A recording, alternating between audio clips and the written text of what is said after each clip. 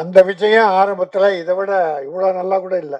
நாளைய தீர்ப்பு சுமாராக தான் இருப்பார். ஏன்னா என்னுடைய பிள்ளையும் சின்ன வயசுல பார்த்த மாதிரியே இருக்கு. இந்த பையன் பேரும் பாருங்க விஜய்.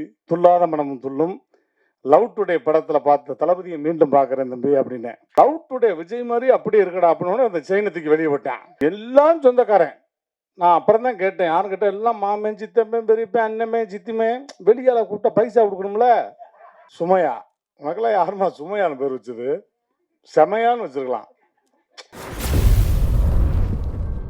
இந்த படம் நிச்சயம் வெற்றி பெறும். ஏன்னா ஒரு விஜய் நடிகரா இருந்து தலைவரா போயிட்டார், ஒரு விஜய் நடிகரா வந்திருக்கார். தம்பிக்கு எல்லா பொருத்தமும் இருக்கு. அந்த விஜயம் ஆரம்பத்தில் இதை விட இவ்வளோ நல்லா கூட இல்லை. நாளைய தீர்ப்பு சுமாராக தான் இருப்பார். ஏன்னா அப்புறம் இந்த தம்பிக்கு இன்னொரு 4 படம் வந்து வச்சுங்க, அப்படியே உருவமே மாறிடும். இது இயற்கை, சினிமாவில் இயற்கை. பாட்டு ஒரு பாட்டு கேட்டோம், ரொம்ப நல்லா இருந்தது. குத்தாட்டம் ரொம்ப நல்லா பண்ணியிருந்தாங்க. அப்புறம் இது இளைஞர்களின் கூட்டம். இளைஞர்கள், மதுரையை சார்ந்த அதிக இளைஞர்கள் சேர்ந்து ஒரு படம் பண்ணியிருக்காங்க. இப்படிப்பட்ட டீம் வந்ததுன்னா சினிமா இன்னும் நல்லா இருக்கும். சினிமா பெருசா வரும். ஆனா வருவீங்க,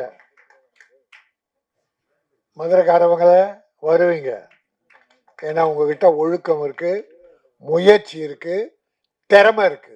ஏன்னா ஏதோ படம் எடுத்தோம் கொத்தாடணும். ஒரு 2 வாரத்துக்கு முன்னால அன்பு செய்யணும்னு ஒரு படம் பார்த்தோம். அவர் அப்படியே குடும்பத்தோடு தான் பண்ணார். ஆனால் முடியல. ஆனால் இந்த படம் மனதறிந்த ஆழ் மனதோட வாழ்த்துறேன், நல்லா வரும். மதுரை 16 எங்கள் பகுதியை சார்ந்த ஒரு படம். நான் மதுரை அழகரெட்டி தான், அவரும் பிரதரும் அழகரெட்டி தான். ஸோ மதுரையை சுற்றி என்ன ஒரு அழகான விஷயங்கள்லாம் எவ்வளவோ இருக்குது. அதை பற்றி ரொம்ப அழகாக அந்த படம் உங்களுக்கு சொல்லும். அதுக்கு முன்னாடி முதல்ல இங்கே பறை இசை வாசித்த அந்த கலைஞர்களுக்கு என்னுடைய மனமார்ந்த நன்றி. ஏன்னா பறை இசையில் இப்போ பெண்கள் எல்லாம் நம்ம பார்க்க முடியறதில்ல. இப்போ கல்லூரி மாணவர்கள் மாணவிகள்லாம் வர்றாங்க. பட் அவ்வளோ அழகாக வாசித்த அந்த அந்த கலைஞர்களுக்கு ஒரு நல்ல கைத்தட்டல் கொடுத்துடலாம், பறை கலைஞர்களுக்கு. அடுத்து சுமையா, உனக்கெல்லாம் யாருமா சுமையான்னு பேர் வச்சது? செமையான்னு வச்சிருக்கலாம். இதெல்லாம் நீங்களாம் சுமையா இருப்பையா இருக்காது. ஆனால் எடுத்தவொன்னு இன்னைக்கு ஃபர்ஸ்ட் டைட்டில் இன்னும் போயிருக்கோம். மதுரை 16 திரைப்படத்தின் இசை வெளியீட்டு விழாவில் சென்னை 16 என்று கூறி கலகலப்பாக ஆரம்பித்தார் சுமையா அப்படின்னு நீ தான் நேரம் போயிருக்கோம், எனக்கு தெரியும். ஆமாம், அதனால் ரொம்ப வருஷமாக அவங்களோட ஷோஸ்லாம் நிறைய பண்ணியிருக்கோம். அதனால் அவங்களுக்கும் ரொம்ப ரொம்ப நன்றி. அடுத்து ஜீன், என்னங்க மேடையில் ஏறு 50 பேர் ஹீரோ வரந்தா என்னங்க செய்யுது? ஒரு ஆள் ஹீரோ வரந்தா பரவாயில்ல.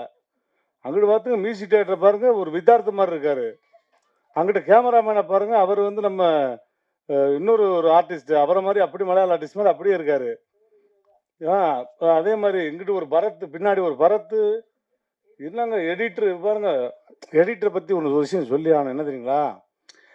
5 கூட்டினா எவ்வளோ வரும் அப்படின்னு ஒரு போலீஸ்காரங்கள்ட்ட கேட்டிங்கன்னு வச்சுங்களேன். 5 கூட்டினா ஒரு 8 வரும் தம்பி, 4 இழுப்பு இழுத்தோம்னா 9 கொண்டாந்துடலாம் அப்படிம்பாங்க. ஒரு டாக்டர்கிட்ட போய் கேட்குறோம், 5 கூட்டினா எவ்வளோ சார் வரும்? இல்லைங்க, இருக்கிறத பார்த்தா ஐசியூவில் தான் இருக்குது 5 கொஞ்சம் அப்படி இப்படின்னு முக்கி ஒரு 9.25 வரைக்கும் தலையிடலாங்க.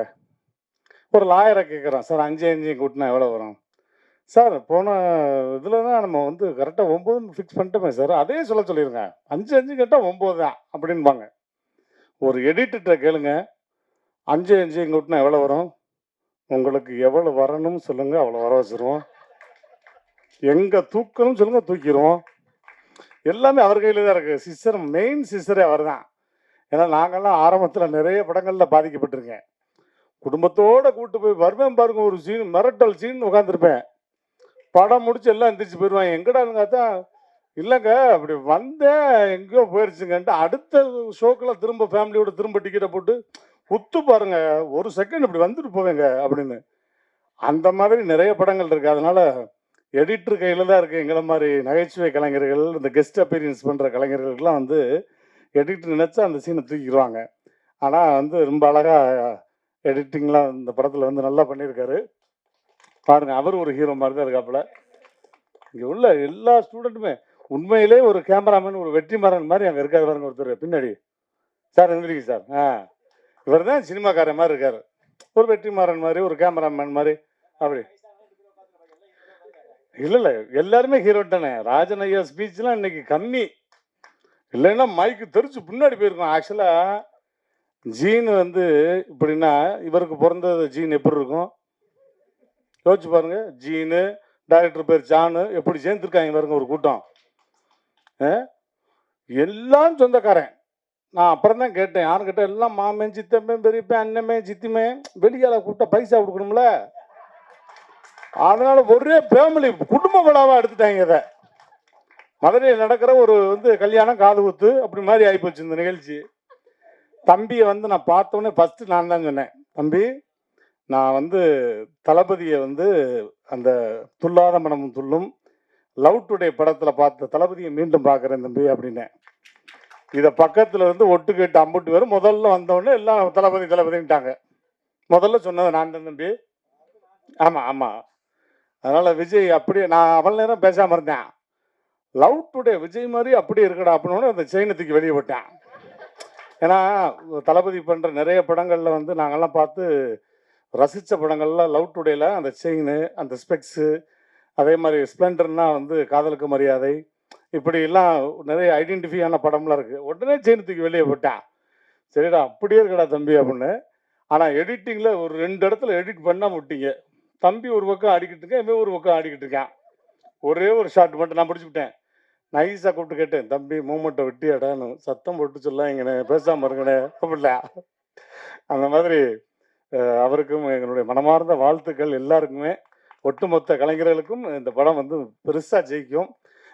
எப்படி வந்து தளபதிக்கு வந்து ஒரு எஸ்ஏசி சார், சோபா மேடமோ, அது மாதிரி இங்கே ஒரு எஸ்ஏசி, ஒரு சோபா.